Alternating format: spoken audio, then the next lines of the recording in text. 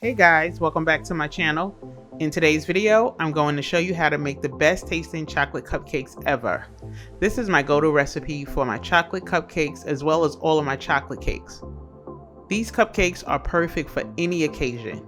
So if you want to learn how to make these delicious, moist chocolate cupcakes, keep watching. You'll need some all-purpose flour, granulated sugar, some unsweetened cocoa powder, baking soda and baking powder, salt, some vegetable oil, some freshly brewed coffee, some eggs, as well as some vanilla extract and some sour cream. First thing we need to do is preheat our oven to 350 degrees Fahrenheit or 175 degrees Celsius. Let's start by brewing some fresh coffee. If you are unable to brew the coffee, buy a good cup of coffee. I wouldn't suggest using instant coffee, but if you can't have the coffee, you can't brew the coffee, then maybe you can add some hot water. I've only made this recipe with freshly brewed coffee. Let the coffee cool down slightly. You don't want it to be too hot to mix with your eggs. However, we don't want it to be too cold. I would say just around room temperature. So let's combine our wet ingredients in a mixing bowl. We'll combine our eggs, oil, coffee, and vanilla.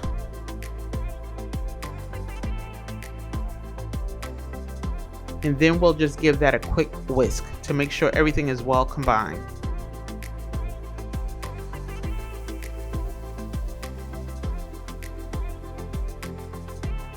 We'll set this aside as we prepare for our dry ingredients.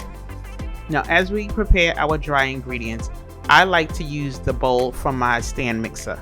I'm going to add all of my dry ingredients. So I'm adding my flour, sugar, baking soda, baking powder, cocoa powder, and salt. I then put the mixer on low to combine, or if you prefer, you can use a whisk to whisk your dry ingredients together. Now we will slowly add our wet ingredients with our dry ingredients. We'll mix this on low for a few seconds as it combines.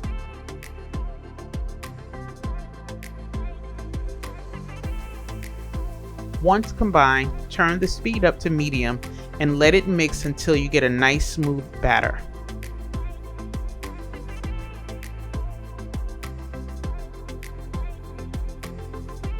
Once your batter is smooth, now it's time to add the sour cream. I like to mix the sour cream on low for about 10 seconds, then detach the bowl from the stand and continue to mix in the sour cream by hand.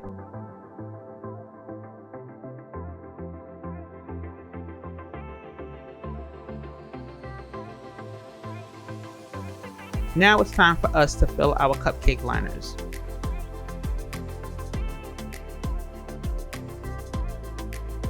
I like to use an ice cream scoop to ensure each cupcake has the same amount of batter.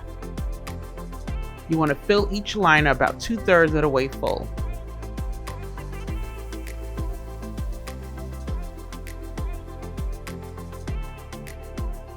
Now we're going to pop these into our preheated oven for about 18 to 20 minutes.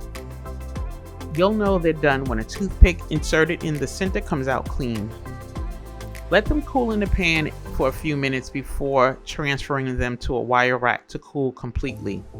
As a pastry chef, I will say that this step is optional. You can leave it in a pan to cool, but I took mine out to ice and decorate them. You can actually take them out when you're ready to decorate them. Now you're ready to ice your cupcakes. You can use whatever icing you prefer, your favorite icing. I'm actually using my peanut butter frosting. If you want to see how I make this peanut butter frosting, I will leave a link to the video in the comment section. I'm icing my cupcakes with an 826 tip.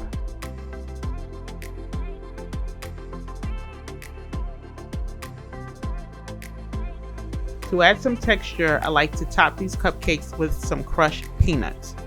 Also, not only for texture purposes, it allows your staff and customers or you to easily identify what kind of frosting it is. My caramel icing looks similar, so in my shop, my staff knew that the peanut butter frosting had peanuts and my caramel icing had caramel drizzled on top.